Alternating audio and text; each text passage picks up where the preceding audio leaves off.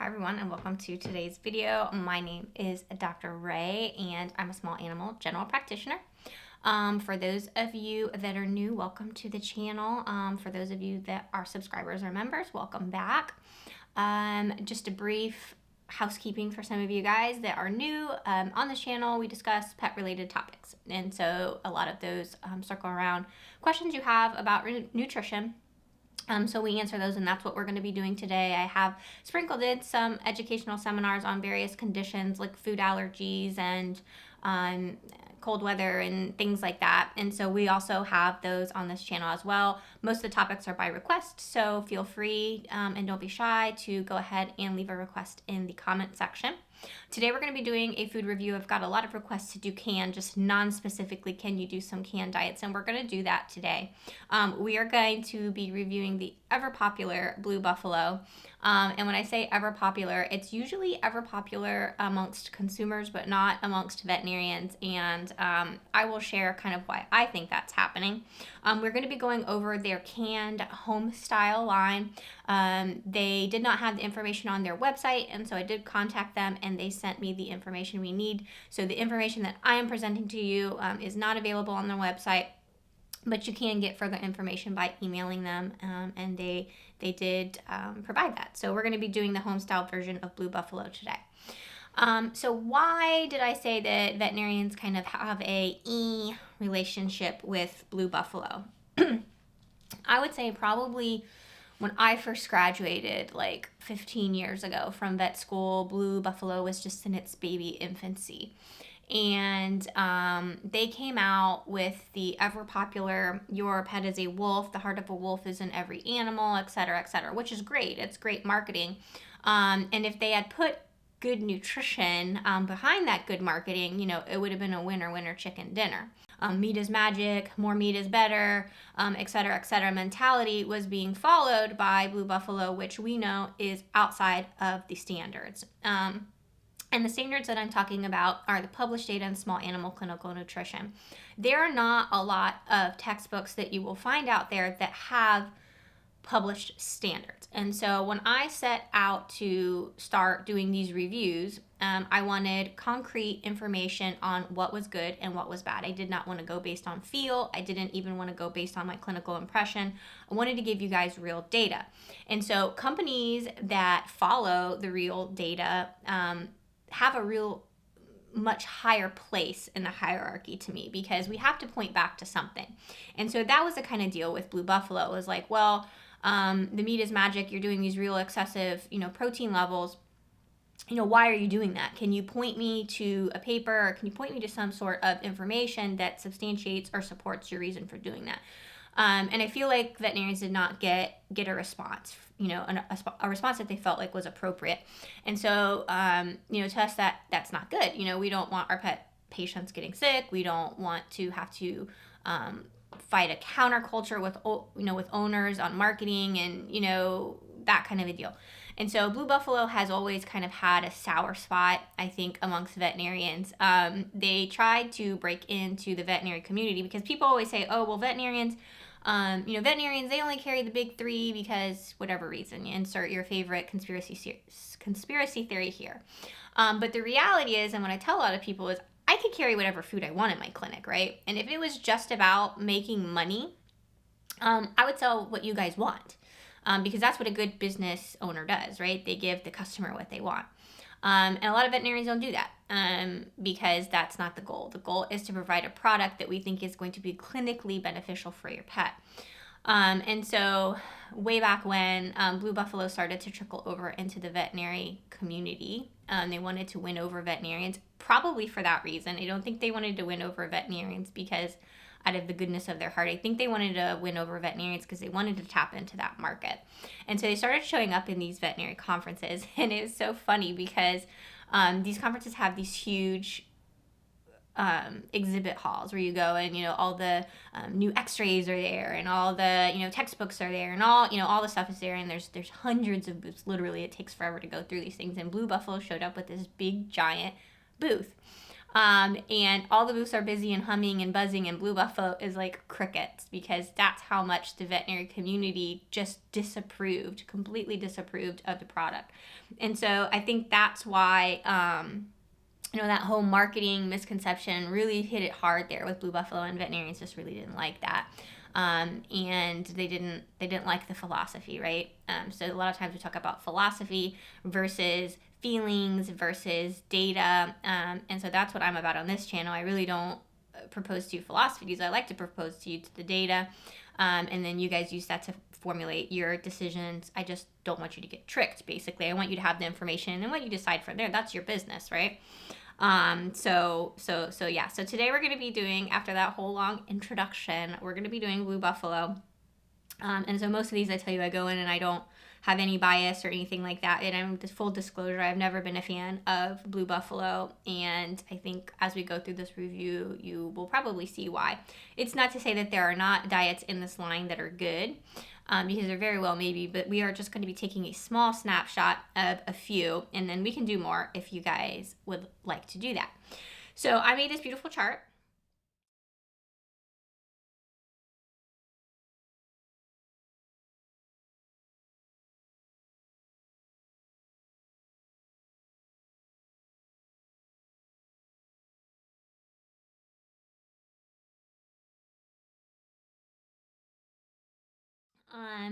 I think it's beautiful, that illustrates the couple different canned options from Blue Buffalo, their Homestyle line. So there are 8 of them that we're going to be reviewing today. We're going to start up in the left-hand corner with the beef adult. Now, what is the benefit of canned and what is not benefit of canned? There is absolutely nothing wrong with feeding canned food. I don't honestly care what formulation you use. So do you feed kibble? Do you feed fresh? Do you feed dehydrated? Do you feed oven baked? That doesn't really matter to me. And you'll see that does not have any points on the point scoring system, because it really doesn't matter. Now, you may have a pet that I think would do better on canned. Perhaps it needs some more moisture in its diet, like a cat with kidney disease or older dog or something like that.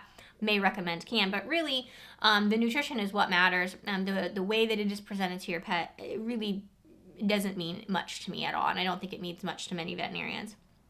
And so the benefits of canned is going to be that it's going to have that higher moisture content. A lot of people think that it is more nutritious. It's not necessarily more nutritious. You have to look at the nutrients to decide that, right? Can usually is mostly water. And so what you're paying for a lot of the time is water. Now we've got this whole movement, the unkibble, the burnt little balls, et cetera, et cetera. And so a lot of people are looking for an alternative to kibble. And so if you feel better feeding a canned food, that's fine. I will tell you this, it is more expensive. You've got a more expensive packaging. A lot of times it is harder to get cans. A lot of times, I remember during COVID, there were a lot of cans that could not be formulated because they couldn't get the materials to make the can. So like the tin, I guess. So you do get a lot of sometimes back orders on them. So that's an issue with cans. And you have to feed a lot. A lot of people don't realize how many cans you actually have to feed a larger dog to get the nutrients. So a lot of these fresh food companies, I think, also fall into this, is people dramatically underfeed their pet because they don't realize that most of that can is water and not nutrition. So you have to feed a whole lot more fresh foods, whole foods, or canned foods to get the nutrients in that you need. So if you have a pet maybe that's struggling with some anorexia or something like that, the foods are not canned food and fresh whole foods, etc. They're not nutrient dense, so they have to eat a lot of volume, and that can be a challenge. So that's something to keep in mind too. They're also more costly. So, cans are more expensive per feeding per se than what a dry food would be. So that's how that works. They do last a long time. Cans can last probably longer than kibble because you're opening them. You do have to store them in a refrigerator, and they only last a few days after opening, just like any type of canned food that you would do for yourself. So anyway, we're starting with the beef adult. If you look at this chart, if you look across the board, you will find that all of these foods are formulated. None of them had feeding trials done. And so you can find that as a good thing. You can find that as a non-thing. I think it's important because it shows that a company is willing to prove what they're saying, okay? It shows that a company is willing to do the research for what they're saying. I don't like this, my food is better because your food is bad mentality. It's like if someone came to my office and said, I'm coming to see you because everybody else is horrible. No, I want you to come see me in my office because you've heard good things about me. You enjoy the way I interact with you. You think my medicine is good. Hopefully that's why you're here, is you think my medicine is good. You think my surgical skills are good. I don't want you to come to me just because everybody else was bad. And I don't like that way that pet food is trending, where everything is, you need to pick my food because that food is bad. No, I want to see the numbers. I want you to stand on your own 2 feet, so to speak. And so they did not do feeding trials. They formulated it. They come up with some sort of formula. Doesn't mean even that a nutritionist made the formula. Someone could have made the formula, and a nutritionist, a lot of these pet food companies will come up with a formula, and a nutritionist will just simply look at it and say, yeah, that's not going to kill anybody, and they sign off on it. So keep that in mind as well. So all these foods were formulated. The good thing was they were all formulated for adults, so we didn't have that all life stage business. They all got a point for that, and I do like that. That is a good indication that it is going to be closer to the standards, but it's not a guarantee. And so what's the deal with AAFCO, foods that fall in AAFCO range? Isn't that great? They fell into AAFCO range. Yes and no. Okay, so AAFCO is giving you the bare minimums to support life. Basically, AAFCO, if a food is within the AAFCO nutrient profiles, it's just saying the food's not likely to kill your pet. But I would like everybody on this channel, I think most people that are searching out these videos, because most of my views come from people searching, not from members and subscribers, where I would like to take a moment to say, please do like and subscribe and leave a comment, because it really does help the channel out, and help push these out to people on YouTube that maybe need to hear this information. But I think what you guys really want is to know what is best. And that means we don't want to just survive. We just don't want the bare minimums, which is what AAFCO is telling us. And I don't mean bare minimums as in just the minimum. I mean, like, they don't pay attention a lot to excesses. They don't care if you're overdosing. They literally only care about the bare minimums. And so we want a fine tailored situation here, right? It's the difference between going out and buying a suit that is very expensive. Let's say you go out and you buy the most expensive suit, and you paid a fortune for it, and you put it on, and if it's like a garbage bag, if it's horrible, it doesn't matter that you paid a lot of money for it, it still looks bad on you. And that could be the case with foods. Just because you spend a lot of money on a food, because I get that a lot in clinic, what food do you feed? I don't know, but it's a good one because we pay a lot for it. No, this day and age, that is not true. There are a lot of companies out there that are sucking people in, and supply and demand, right? A food is as expensive as people are willing to pay. That's reality, guys, okay? Pet food companies will price food according to what people are willing to pay. And the marketing will drive that up. They convince you that a certain thing is good, and the price doesn't dictate quality. Price dictates what people are willing to pay and how they're going about convincing you that you should pay that. And so alternatively, I prefer to say, I want to look for a suit that fits. And if the fit is good, I might be able to, I might feel fine with paying for maybe a little bit of, less quality materials. Or I might feel fine with paying a lot for, the suit with materials, as long as it fits. It doesn't matter to me. I don't want to wear a paper bag, even if that paper bag sack costs $1 million. If it doesn't fit, it doesn't fit. And so that's what we're saying, and that's what I'm saying on this channel when people argue with me in the comments about the ingredients and how I don't weigh them enough on my pet food scoring system. And the reason is because the nutrients, the fit is the most important. And then you guys can feed whatever you want. I'm not telling you to feed bad ingredients. I'm not telling you to feed good ingredients. I'm telling you to make sure the nutrition fits before you worry about the ingredients. And so that's the story on that. So speaking of ingredients, all these diets were grain inclusive. We're not going to get into that debate. Cardiologists say you should feed a grain inclusive diet, and I'm rolling with that. If that changes, then fine. We will update and give all these, back their points for that. It's only 1 point, so it honestly is not going to make or break a diet. according to the pet food scoring system.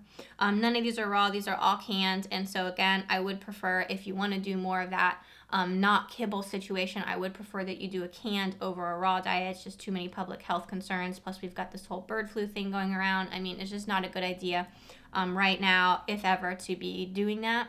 So we're going to leave that at that. They're going to get points for that. So that right now means that the beef adult is up to a 3 because they are an adult food, they are grain inclusive, and they are not raw.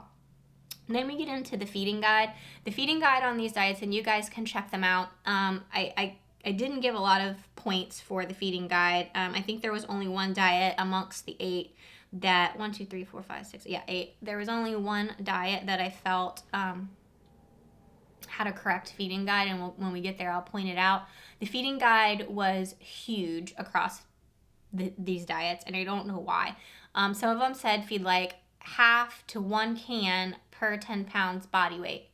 That's a huge range. And so if you fed the lower end of the range, you were fine. But if you fed the higher end of the range, you were so exorbitantly out of control. It was just odd. I didn't like the feeding guide. I didn't think it was tailored enough. I don't know why they did that. I think it's hard in cans to really do like 3/4 of a can and 7/8 of a can. It does get difficult in cans, and I will say that about cans. It is difficult. And so if you feed this food, or use the can or only use can, I would shy towards the lower end of the range. But I did not give points. And as we go through these foods, you will find that even if I did give a point, it probably doesn't matter. So if you don't agree with that, add the point back, and it's really not going to change much of the overall recommendation. And then we get into the nutrient analysis, and their philosophy is very clear. Their philosophy is very clear. Their meat is magic philosophy is shining bright. We are going to focus on the correct life stage for the food that is marketed. And so most of these are adult. There is one senior. I'm going to flash up the adult standards here from Small Animal Clinical Nutrition. That is that tailored suit that we were talking about. We want, for optimal nutrition, the numbers to fall within this range. And as you can see, with the beef adult, the protein was quite in excess at 47.2%. The fat was 28%, which was very high. We start worrying about pets consuming that much fat, having issues with pancreatitis, especially if you have a pet that already had pancreatitis. This may not be appropriate for you at all. Fiber was okay at 1.12, and then because of the meat is magic philosophy, we've got calcium and phosphorus that are through the roof. They could have maybe processed their meat source a little bit better and kept the protein source at higher, because that's kind of their mantra. And there are other companies that have that mantra too, like Purina is big on the higher protein, but they really pay attention to bring those calcium and phosphorus levels down. And how do they do that? They spend the money to do that, okay? That's not a cheap process to endeavor on. And so to get the calcium and phosphorus down, you either have to start with a very, very, very quality ingredient that does not have extemporaneous bones or hooves or this or that from the chop room floor, or you have to take that maybe and spend a lot of money to process it. And so either way, you end up with a high quality ingredient if the calcium and phosphorus are low into that recommended range. If a company doesn't care about nutrition, they're not going to care about doing that. They're only going to care about that protein level because that's what most people look at. And so again, that's a marketing philosophy. That's not a nutrition philosophy. And so another reason why a lot of veterinarians don't particularly care for these products. And so with that, that's going to bring the beef and adult only up to a 4. And as you know, 1 through 10, 1 being very nutritionally questionable, 10 being very nutritionally, probably sound. Anything less than a 7 is, in my opinion, not worth considering. But again, doesn't mean your pet's going to die. We went over that. Still AAFCO meets AAFCO standards. It's just that doesn't fit in that optimal nutrition range. So that was the beef adult. As we move down to the chicken adult, you can see, and as you look across this entire chart, you'll see the philosophy is very similar.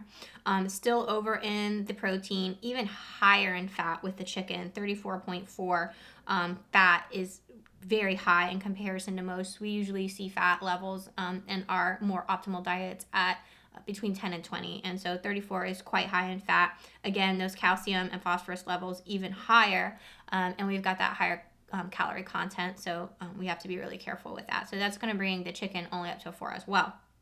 Then we got down to the lamb.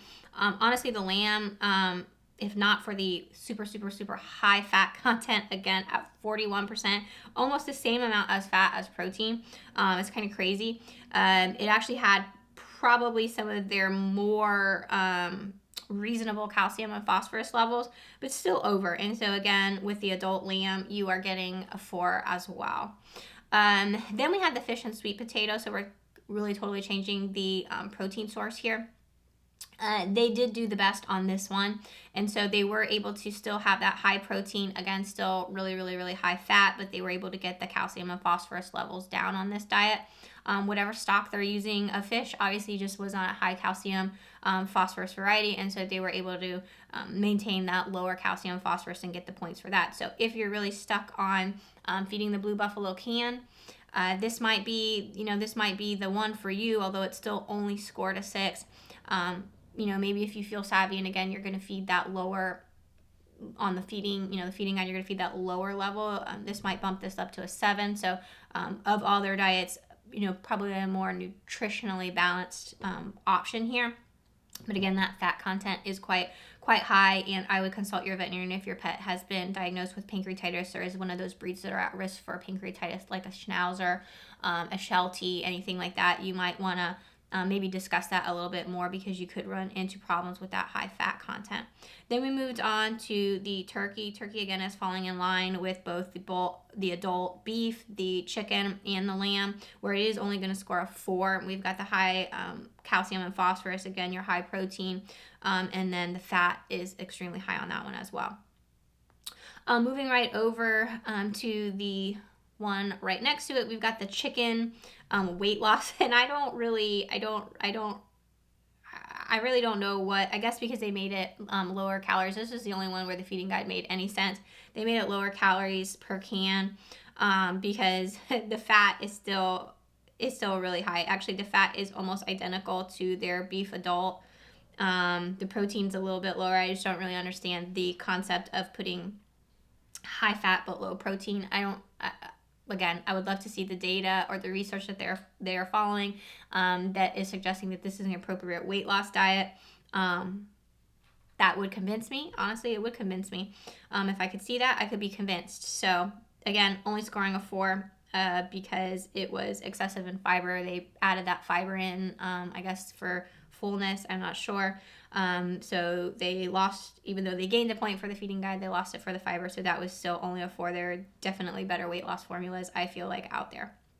And then we got into the large breed, and this is a conversation we've had a lot.